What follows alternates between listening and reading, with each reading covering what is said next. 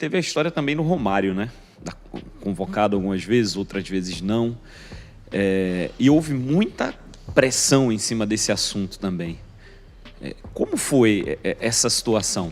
Porque depois ele chegou e se ajustou ao sistema que vocês implementaram na seleção. Eu jurei que eu não ia falar mais dessa história de Romário. Vai ser a última vez, então, vai! O Romário sempre foi convocado por mim. Uhum. Sempre. Em diversas oportunidades. Mas sempre o Barcelona criava um problema. Ele estava machucado, estava não sei o que lá. E o Romário ficou 1 ano e pouco sem jogar com a gente. Jogava Bebeto e Careca. Estavam jogando.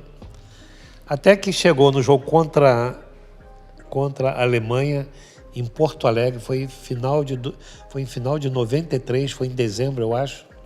De 93, a Alemanha era campeã do mundo. Era o último jogo da temporada para nós aqui em dezembro, né? E a gente convocou o Romário. Aí, dessa vez, ele se apresentou. O Barcelona não criou dificuldade. Não, dessa vez ele veio, se apresentou. Quem comanda tem essas dificuldades pela frente, né? Ninguém desconhece o valor do Romário. Mas muitas vezes essas dificuldades não apareciam externamente. Durante né? 1 ano e meio, você joga com Careca e Bebeto. O Romário não chegou a jogar nenhuma partida comigo. Aí eu falei, caramba, até por uma questão de bom senso, esse jogo eu vou começar com o Careca e com o Romário, com o Careca e o Bebeto, e o Romário entra ao longo do jogo.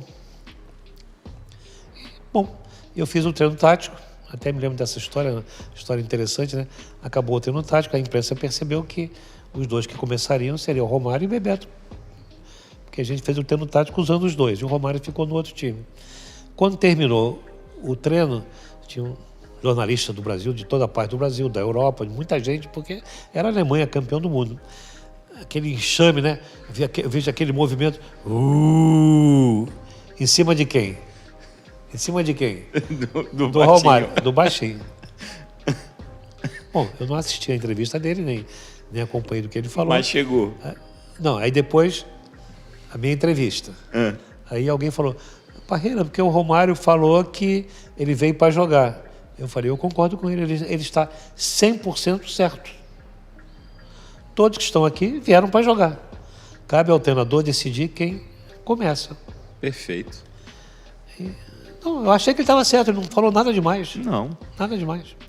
Mas aí já viu, aquilo virou um burburinho, imagina. E a gente nunca teve nenhum problema. Aí ele ficou, acabou entrando no segundo tempo, não me lembro em que momento, nós ganhamos o jogo de 3-1 da equipe da Alemanha, que era campeã do mundo. E depois, por aquele burburinho que ficou muito pesado, a gente acabou não convocando o Romário nos primeiros jogos da eliminatória. E sempre me perguntavam, aí vale a experiência. O Romário está fora? Eu falei, não. Ele volta na hora certa. Toda entrevista, Romário está fora? Não. Está fora? Era a não. Pergunta certa já. Ele né? volta na hora certa.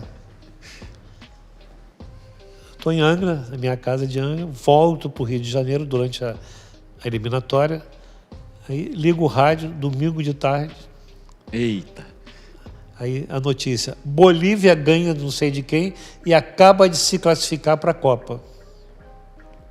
Então, das 2 vagas, a Bolívia já tinha conseguido 1. E a última vaga, a segunda vaga, era entre Brasil e Uruguai, que jogavam no domingo seguinte, no Maracanã. Você conhece esse jogo. Uma das grandes exibições da história do futebol brasileiro. Se você pegar entre 5 e 10 ou 5 maiores atuações da seleção brasileira, essa do Maracanã, nesse jogo contra o Uruguai, que o Romário fez os dois gols, foi uma das grandes atuações da seleção brasileira. Pelo massacre que foi. Valia uma vaga para o Uruguai. Eles não deram um chute a gol, não passaram do meio do campo. Foi um domínio, assim, um domínio total da seleção brasileira. Técnico, tático, físico, mental. Eu acho que tínhamos 120 mil pessoas no Maracanã vibrando. Foi uma coisa emocionante que a gente não vai esquecer jamais. Quando nós saímos da concentração, que foi no Hotel Intercontinental, ali em São Conrado, e a gente vendo pela televisão, a televisão mostrando o helicóptero, né? Quando nós passamos pela Tijuca, o povo todo na janela, com as bandeiras, a rua tomada, aquela Conde Bonfim, o ônibus tinha que parar, não conseguiu, os torcedores na rua, o Maracanã lotado, aquilo foi uma injeção de ânimo. Eu me lembro até hoje, o Ricardo Rocha do meu lado, dizia assim: Parreira, olha só, se a gente não tivesse um time experiente, como seria? Que nós íamos decidir a nossa sorte naquele jogo contra o Uruguai. A gente podia empatar e ganhar, só não podia perder. Agora, pode perder para o Uruguai no Maracanã? Pode. O time deles era bom. E tem camisa, tem história, tem tudo, mano. E a gente foi para o Maracanã. E foi uma coisa assim fantástica. Uma das maiores atuações da seleção brasileira. E naquele dia o time se cristalizou. Aí acabou o jogo, a imprensa: Parreira, como é que vai ser a Copa? Eu falei: se jogar o que jogou hoje, o Brasil é candidato. Se jogar o que jogou hoje, é candidato. E nós demos sorte que até a Copa a gente pôde manter o mesmo time, a mesma maneira de jogar. Fizemos só 2 amistosos antes da Copa, porque as datas eram muito, muito complicadas, mas mantivemos o mesmo time. Ninguém se machucou, jogou o mesmo time. Só quem saiu foi o Raí e acabou entrando o Mazinho, que também não alterou em nada. E você falou aí de uma peça que eu acho que foi muito importante, não? Pois não? Acabei esquecendo de falar do Baixinho. Uhum. O Baixinho não tinha sido convocado ainda. Aí eu pego o pra rádio, Copa, né? Pego o rádio, ligo, voltando de Angra, a Bolívia acaba de se classificar. Eu falei: PQP. O jogo agora virou guerra. E vim 2 horas de viagem. Pensando. O que é que eu vou fazer? E o Romário jogando bem pra caramba lá no Barcelona, fazendo gol pra cacete. Aí eu falei: vou trazer o Romário. Pronto. Foi negócio de alguém, não, vou trazer o Romário. Cheguei em casa, liguei pro Américo Faria. Américo, providencia passagem do Romário. Ele está sendo convocado. E o Américo depois falou com o Ricardo Teixeira e tal. Ele chegou na segunda-feira ou na terça e a gente já treinou a semana toda. Ele fez o coletivo e nós jogamos contra o Uruguai no domingo. Quer dizer, já E tinha pronto. saído a convocação? Não. E depois veio o Romário, não? Se lembra desse... Se foi assim? Não. A seleção estava convocada permanentemente. Sim, para as eliminatórias. Não tinha convocação, a gente agregou o Romário. Sim, agregou o Romário. Certo. Fala de outro jogador aqui. Ele veio, entrou e o resto é história. Ele fez uma partida excepcional. Foi demais naquele jogo. Aquele segundo gol lá, aquele do goleiro, que ele sai do Não, goleiro. ele logo no primeiro lance ele dá um balãozinho no cara por cima, dá entre as pernas, ele já desmoralizou os caras, ele entrou com uma confiança assim impressionante.